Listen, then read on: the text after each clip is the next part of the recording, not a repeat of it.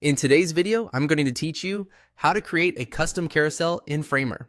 We'll start from a blank canvas, bring in a high quality carousel from the Framer marketplace, and get it onto your site so you can customize it to your brand. Begin by opening Framer and choosing New Project. Starting fresh makes it easy to focus on the carousel without distractions. Once the project opens, head to All Templates. We're using this area as a jump-off point to explore available components rather than building a whole site from a template. Move your cursor to hover over the components section. This reveals curated building blocks you can drop into any project. From there, click on Carousels. You'll see a collection of sliders and galleries built by the community and Framer creators, each with different layouts and behaviors. Filter your attention to the free options. Free carousels are perfect for experimenting and learning without any licensing hurdles. Take a moment to preview a few.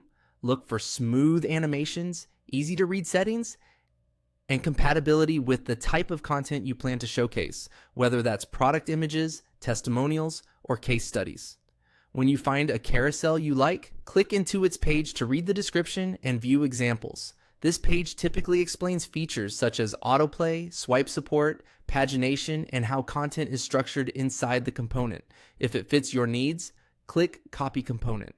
Framer places the component on your clipboard, including all its internal layers and settings, so you don't have to rebuild anything from scratch. Now switch back to your site or the project where you want the carousel to live. Make sure you're on the correct page or canvas frame so the paste lands exactly where you want it.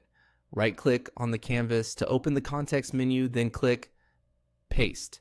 The carousel will drop into your project with its original styling and interactions intact. From here, you can tailor it to your content. Replace placeholder images and text with your own assets, and use the right-hand panel to adjust spacing, slides per view, autoplay timing, or navigation controls. If the component supports variants, try different layouts to match desktop and mobile.